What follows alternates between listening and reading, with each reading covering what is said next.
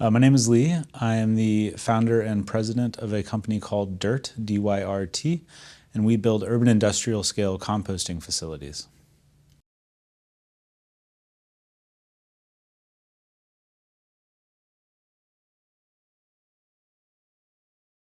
Yeah, so we work with commercial businesses, or basically any business with a commercial kitchen that produces a minimum of 300, preferably 500 pounds per day.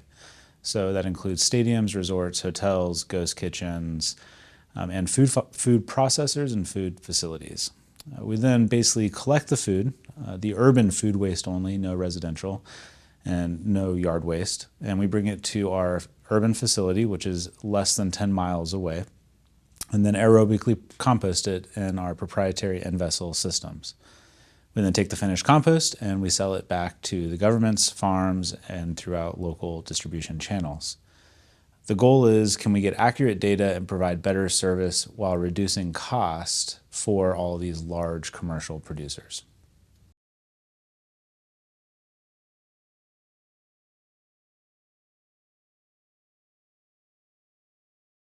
Yeah, so we actually weigh all the food waste down to the pound.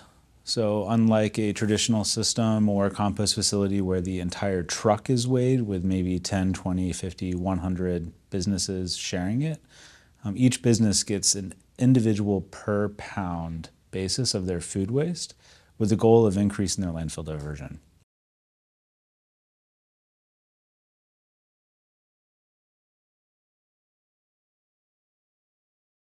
Yeah, so we did a pilot with residential, and we realized that contamination is always very high. And the larger you go in a commercial scale, the lower the contamination becomes. So we set up a pretty quick 7-day audit and training program with a monthly check-in, and we report contamination rates back, but we're seeing less than 2% across all of our customers.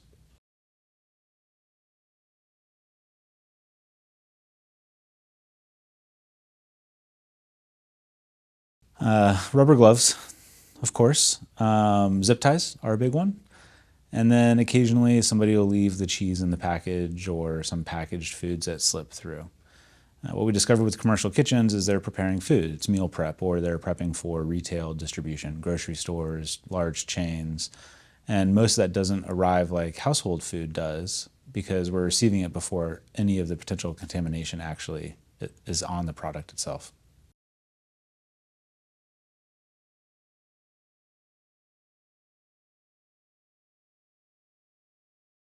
We love compostable products. It reduces our carbon costs, and we have had about 95% breakdown of pretty much everything that's gone through a true certification process. We also work with paper and some card stocks, things that are known to break down, have been breaking down for a long time. And when we bring on new customers, we do encourage them to move to reusable or compostable, and it has to be kind of an all or nothing. You can't have a compostable coffee cup and a plastic lid. You have to unfortunately have both, and that's some of the challenges that they're facing, especially when you think of the paper straw melting in your mouth as a customer or the coffee cup lid melting because it's not plastic.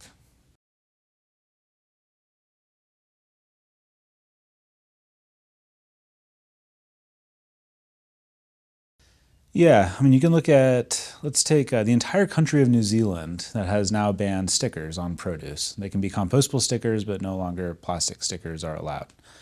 And I think the challenge with the compostable products going to facilities is it's hard to differentiate a plastic container from a PLA 7 container, or an egg carton that is not actually recyclable but is sometimes compostable depending on that facility.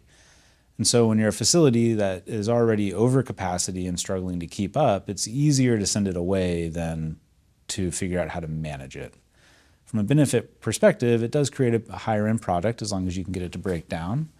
They just have to, one, have the capacity, which there's a shortage of, and two, they have to understand the difference, but we need government incentives as well to start moving more towards those products.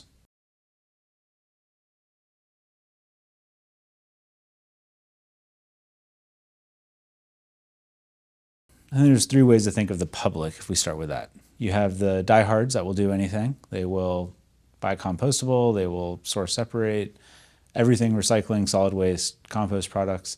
You have the middle ground, the neutral party. that does what they're told. They're mandated in the state of California, 4 other states, 5 or 2 more coming on board, and 44 cities. And that's where you start to see the problem. You can't force somebody to do something, and that's where the third group comes in. They're the ones that just put everything in the trash because they always have, and it's the easiest solution. So you can make the solution simple, where everything has to go in one direction, or spend massive amounts of money, hundreds of millions of dollars on education, training, outreach, and actually start to reduce some of the other options at the same time. You can't have a mass shift like they tried in the state of California. It has to come gradually over time, and I think everyone's starting to realize that.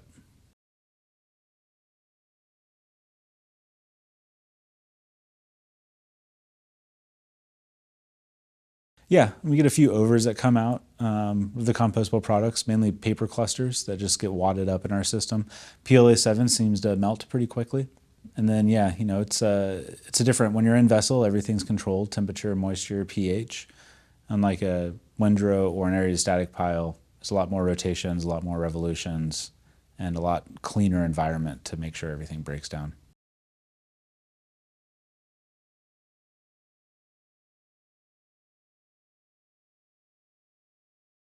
When it comes to the general public, that'd be like the same as asking, are the lithium-ion batteries in my cell phone UL and CE certified? Most people have no idea what that means.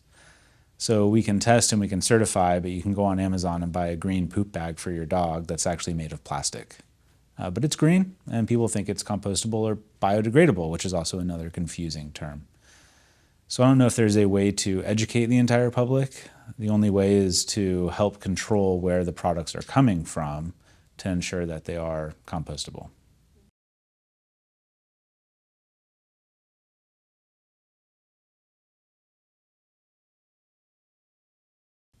I honestly believe everyone does care about the environment. Global warming is a very real thing. Methane from landfills is a well-known and highly documented number at this point. And I think people want to do the right thing, but doing the right thing is not convenient enough. And so we have to keep trying to make it more convenient and make it easier so we can provide those services rather than trying to go back and forth on making decisions. And I think when we think about our future, our children's future, our grandchildren's future, we have a long way to go across multiple sectors. And this one is, honestly, composting's been happening since the beginning of Earth, maybe longer for all we know, in different regions. But it's not something that's impossible. It's just something that has not been properly structured and built out like other industries have. Corporate businesses, 80% of publicly traded companies have set a zero waste target starting as early as 2027, going all the way out to 2050. And if you don't have infrastructure, you don't have capacity, you don't have ability, people are thinking about it. We just have to provide them the option.